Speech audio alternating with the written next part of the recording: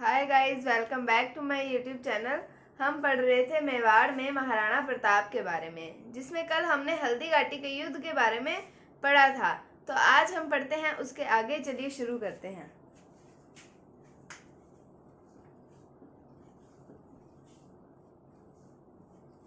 बात आती है 1576 ईस्वी की। 1576 में उदयपुर पर अधिकार कर लिया था अकबर ने। उदयपुर पर अधिकार कर लिया था और उसका नाम रखा था मोहम्मदाबाद। तो हमें पता होना चाहिए कि अकबर ने उसका नाम क्या रखा था उदयपुर का, मोहम्मदाबाद। कई बार एग्जाम्स में प्रश्न पूछा जाता है कि 1576 में अकबर ने उदयपुर पर किया अधिकार और उसका नाम बदल के क्या रख दिया, मोहम्मदाबाद। उसके बाद में अकबर ने मेवाड़ पे 3 सैन्य अभियान भेजे थे महाराणा प्रताप के खिलाफ, क्योंकि महाराणा प्रताप जो थे, हमने देखा था कि वो चले गए थे मेवाड़ छोड़कर चले गए थे हल्दी घाटी के युद्ध में। उसके बाद में उन्होंने ये देखा कि जहां जहां पर मुगलों का शासन कमजोर हो रहा था, वहां पर महाराणा प्रताप अपना शासन करते चले गए। और फिर उसके बाद में इस बात का पता चला अकबर को, तो अकबर ने भेजे 3 सैन्य अभियान भेजे थे। कब कब भेजे थे? 1577, 1578 और 1579। 1577, 78 और 79 में महाराणा प्रताप के विरुद्ध उसने 3 सैन्य अभियान भेजे थे। किसने? अकबर ने। इन सैन्य अभियानों का नेतृत्व करता बनाया था किसको? शाहबाज खां को।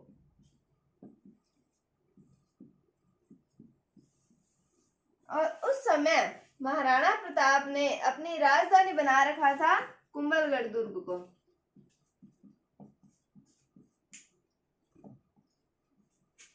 और फिर शाहबाज खान ने कर लिया कुंभलगढ़ दुर्ग पर अधिकार।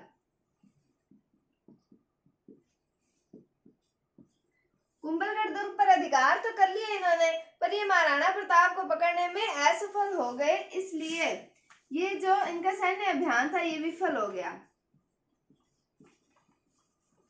तो पहले हमने क्या देखा? 1576 में अकबर ने उदयपुर पर अधिकार किया और उसका नाम रख दिया मोहम्मदाबाद।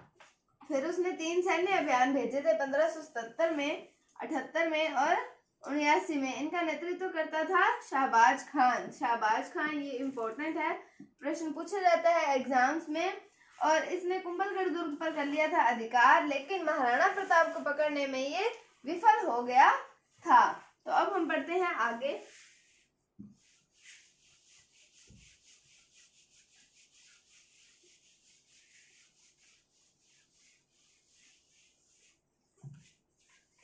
अकबर ने 1580 में फिर से एक सैन्य अभियान भेजा। अब इसका नेतृत्व करता कौन था? अब्दुल रहीम खाने खाना।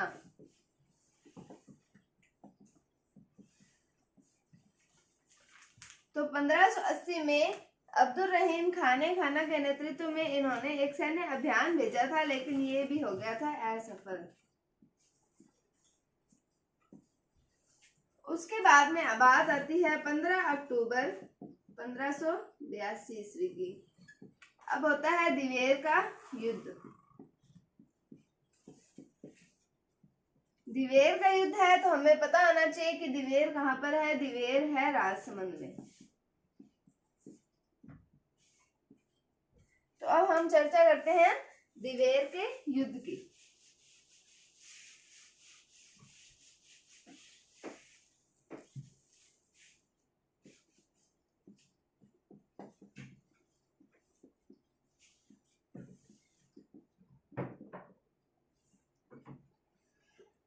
तो दिवेर का युद्ध है, तो यहाँ पे है महाराणा प्रताप और इनके पुत्र का नाम आता है अमर सिंह फर्स्ट।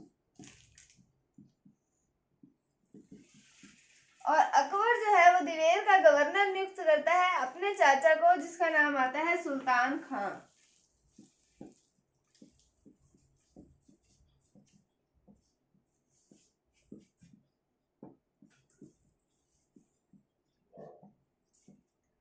तो यहां से होता है आक्रमण, मेवाड़ वाली साइड से आक्रमण होता है और इसमें सुल्तान खां की होती है हार और महाराणा प्रताप की होती है जीत। तो दिवेर का युद्ध, दिवेर कहाँ पड़ता है? राजसमंद में। तो मेवाड़ से तो है महाराणा प्रताप और उनका पुत्र आता है अमर सिंह फर्स्ट, और दिवेर के गवर्नर है सुल्तान खां। जब आक्रमण होता है मेवाड़ की तरफ से तब सुल्तान खां की हो जाती है हार और प्रताप की हो जाती है जीत।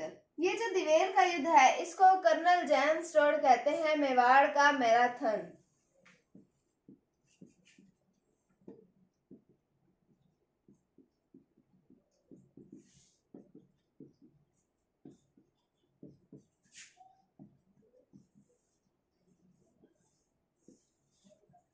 तो ये कहते हैं मेवाड़ का मैराथन। मैंने आपको कल की वीडियो में बताया था कि हल्दी घाटी के युद्ध को कहा था कर्नल जेम्स टोड ने मेवाड़ की थर्मोपल्ली, और दिवेर के युद्ध को कहा है मेवाड़ का मैराथन। तो हमें पता होना चाहिए मेवाड़ की थर्मोपल्ली कौन सा युद्ध है, वो है हल्दी घाटी का युद्ध, और मेवाड़ का मैराथन कौन सा युद्ध है, वो है दिवेर का युद्ध। और कहा किसने था? कर्नल जेम्स टोड ने।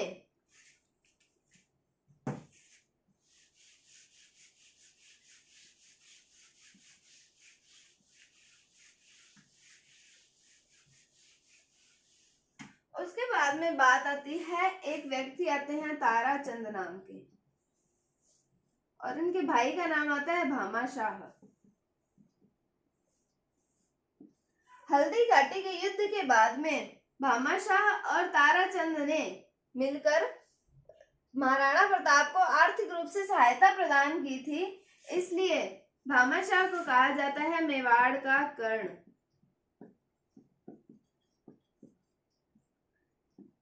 और इन्हें कहा जाता है मेवाड़ का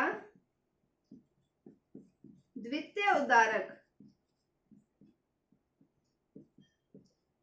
द्वितीय उद्धारक क्यों कहा जाता है? मैंने आपको पहले जब हमीर सिसोदिया के बारे में बताया था तो मैंने आपको ये बताया था कि इन्हें मेवाड़ का प्रथम उद्धारक कहा जाता है और द्वितीय उद्धारक कहा जाता है भामा शाह को। उसके बाद में इन्हें कहा जाता है मेवाड़ का दानवीर। मेवाड़ का कर्ण इन्हें किसने कहा था? कर्नल जेम्स टोड ने। कर्नल जेम्स टोड ने इन्हें मेवाड़ का कर्ण कहा, और मेवाड़ का द्वितीय उद्धारक इन्हें कहा जाता है, और मेवाड़ का प्रथम उद्धारक किसे कहा जाता है? हमीर सिसोदिया को। और इन्हें मेवाड़ का दानवीर भी कहा जाता है। किसे कहा जाता है? भामा शाह को। हमें इनके नाम पता होने चाहिए।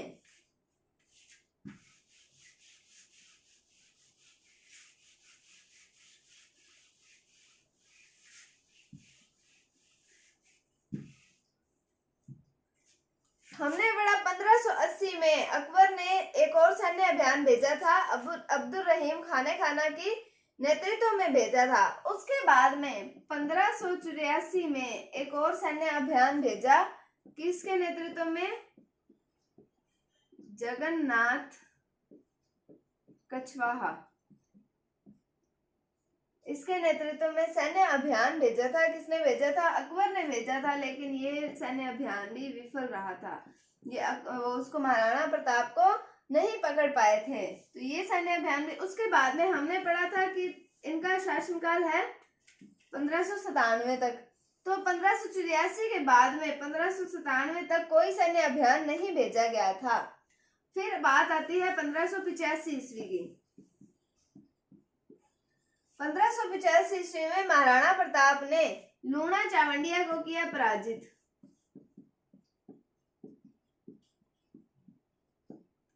लूणा चावंडिया को पराजित किया और चावंड को अपनी राजधानी बनाया। लूणा चावंडिया को किया पराजित और फिर चावंड को अपनी राजधानी बनाया, और अपने जीवन के अंतिम 12 वर्ष इन्होंने यही चावंड में गुजारे थे। तो 1585 में राजधानी किसको बनाया था? चावंड को बनाया था। ये बात पता होनी चाहिए, पेपर में कई बार पूछी जाती है। तो अंतिम राजधानी किसे बनाया था? तो चावंड को बनाया था।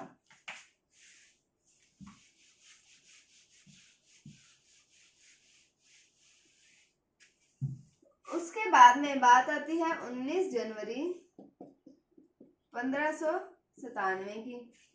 19 जनवरी 1597 को चावंड में महाराणा प्रताप तीर कमान चला रहे थे, तो कमान की वजह से उनके आंख में कोई समस्या हो गई थी, जिसके कारण उनका हो गया था देहांत। तो 19 जनवरी 1597 को चावंड में महाराणा प्रताप का हो गया देहांत। फिर इनका किया गया दाह संस्कार। इनका दाह संस्कार चावंड के पास बांडोली में किया गया। चावंड के पास ये एक स्थान आता है जिसका नाम आता है बांडोली, यहाँ किया गया था। यहाँ पर महाराणा प्रताप की 8 खंभों की छतरी भी बनी हुई है।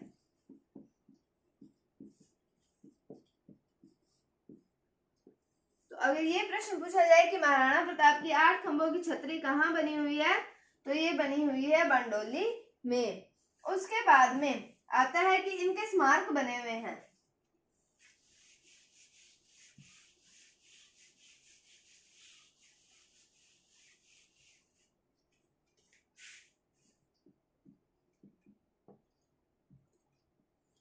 स्मारक बने हुए हैं इनके 2 स्थानों पर।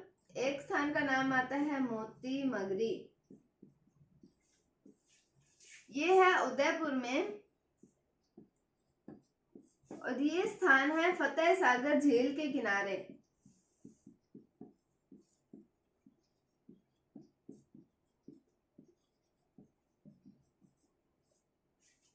और उसके बाद में आता है एक दिवेर, ये है राजसमंद में।